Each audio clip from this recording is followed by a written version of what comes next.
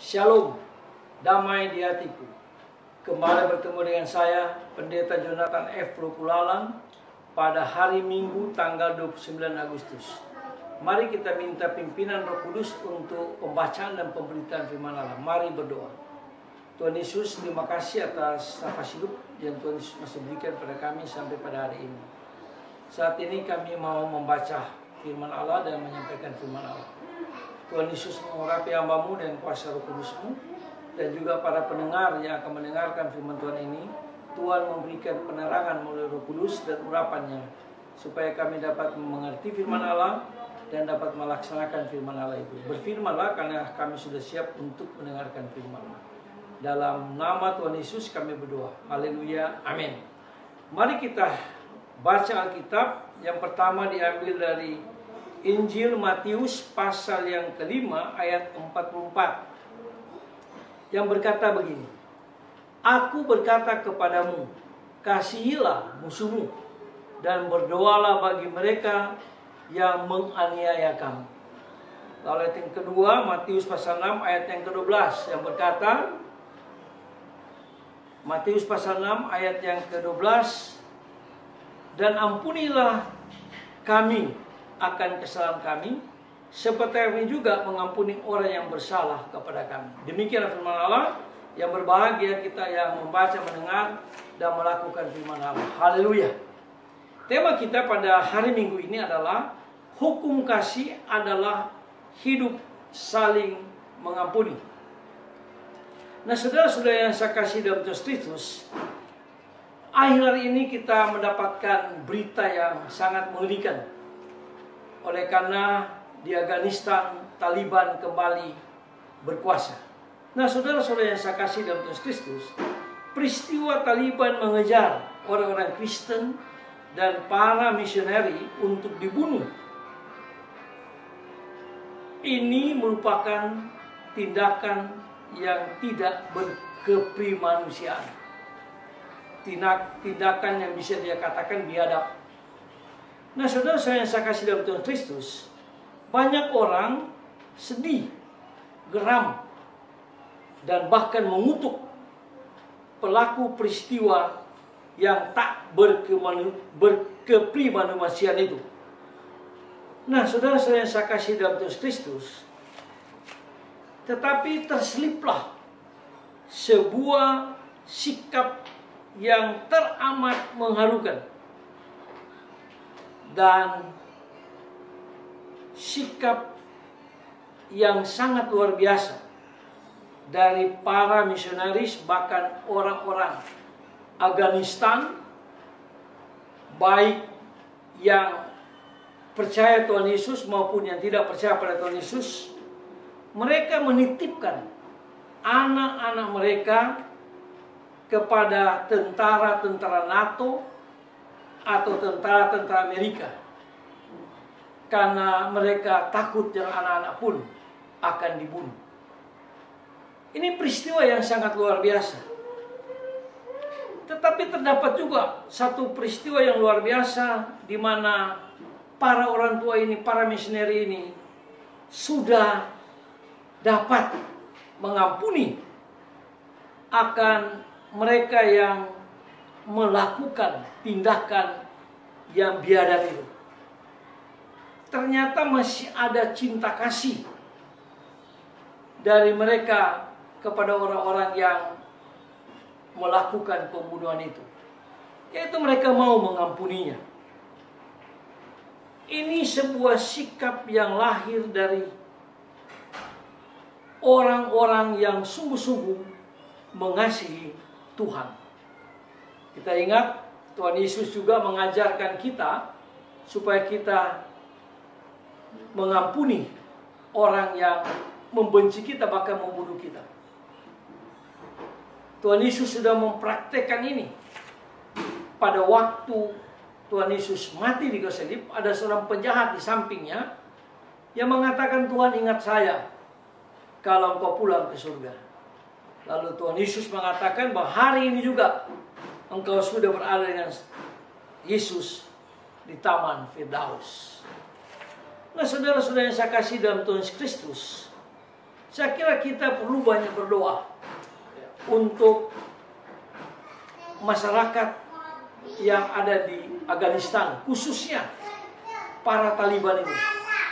Supaya kita berdoa, supaya Tuhan mengadakan mujizat di sana, sehingga terjadilah pertobatan yang luar biasa. Karena bagi Tuhan tidak ada yang mustahil. Seorang yang penjahat di samping Yesus pun bisa bertobat. Dan saya percaya mereka pun bisa bertobat dan percaya kepada Tuhan Yesus. Kita serahkan saja semua ini pada Tuhan Yesus dalam waktu dan cara Tuhan sendiri. Nah, saudara-saudara yang saya kasih dalam Tuhan Kristus, ini sesuatu yang luar biasa. Ini bukan perkara mudah untuk mengampuni, tak kalah hidup harapan-harapan dihancurkan oleh kekejian dan kenistaan. Sikap mengampuni ini tentu didasari oleh iman akan Yesus sendiri yang telah memberikan pengampunan kepada manusia sehingga dia wafat, dia mati di kayu salib. Jadi Tuhan Yesus dia mati di kayu salib untuk semua orang. Untuk juga orang-orang yang ada di Afghanistan.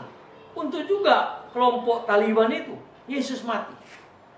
Tapi akan berlaku kalau mereka memberikan respons kepada panggilan kematian Yesus dan kebangkitan Yesus untuk semua orang.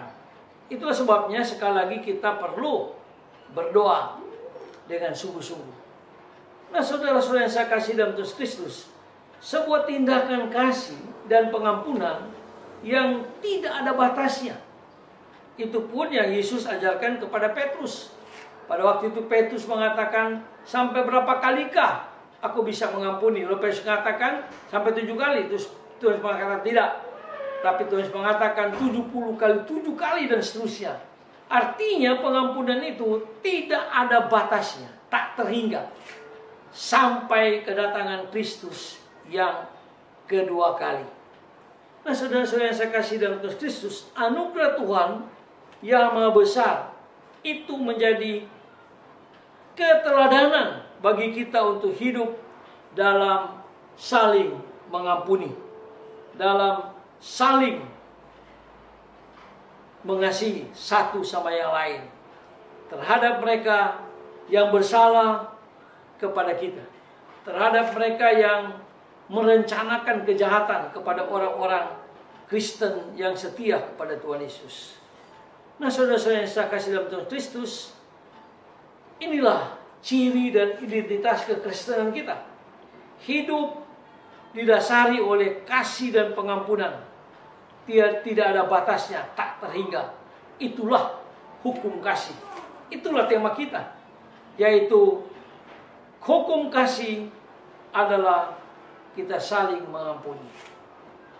Nah, saudara-saudara, marilah kita punya sikap ini.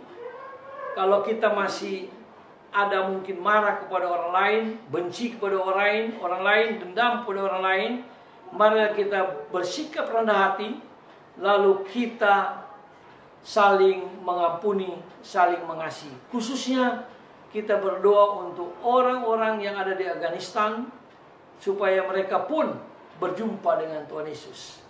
Kita berdoa juga para pengungsi yang sudah keluar. Bahkan orang tua mereka sudah titipkan anak-anak mereka kepada tentara-tentara Amerika dan tentara NATO. Kita berdoa supaya Tuhan menjamah mereka, supaya Tuhan Yesus menyelamatkan mereka dengan cara dan waktu Tuhan Yesus sendiri. Mari kita tunduk kepala, kita berdoa. Tuhan Yesus, terima kasih firman Allah yang mengajar kami, hukum kasih adalah saling mengampuni.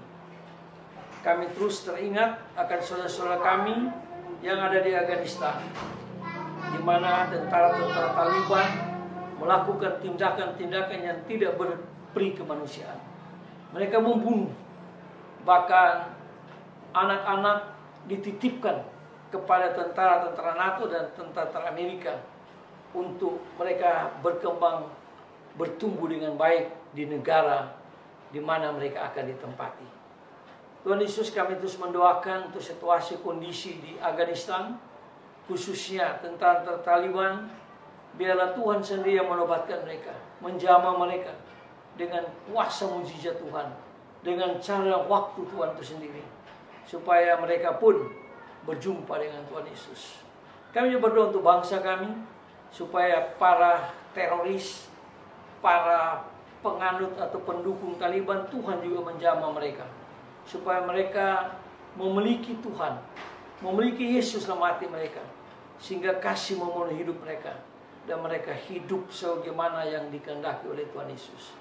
Berkati bangsa kami Tuhan Yesus, berkati Presiden Republik Indonesia dan Wakil Presiden Republik Indonesia, yaitu Bapak Insinyur Joko Widodo dan Bapak Ma'ruf Amin, dan para menteri, para pejabat tinggi menteri, para petinggi polisi maupun tentara, TNI. Biarlah Tuhan memberkati semuanya, supaya menjaga keutuhan Republik Indonesia ini berdasarkan Pancasila, takut kepada Tuhan. Terima kasih Tuhan Yesus. Berkati juga kami Tuhan, berkati pemerintah yang berusaha sekuat tenaga untuk membasmi mata rantai virus corona ini. Biarlah semua masyarakat Indonesia bersama pemerintah bergandengan tangan, bergotong royong, bersama-sama mematuhi protokol kesehatan, sehingga pandemi COVID-19 ini dapat dimatikan dalam mata rantainya. Makasih Tuhan Yesus. Tuhan beri hikmat terus kepada pemerintah. Berkati juga semua orang Kristen, baik yang ada di seluruh dunia, terutama yang ada di Indonesia ini. Tuhan memberkatinya, dan Tuhan senantiasa menyertai, dan Tuhan senantiasa memakai kami semua untuk menjadi saksi Kristus di tengah-tengah dunia yang makin hari makin tidak menentu ini. Ampuni dosa kami Tuhan dengan doa kami. Dalam kasih dan pengampunan Kristus kami berdoa. Haleluya. Amin. Terpujilah Kristus. Sampai kita berjumpa di kesempatan yang lain.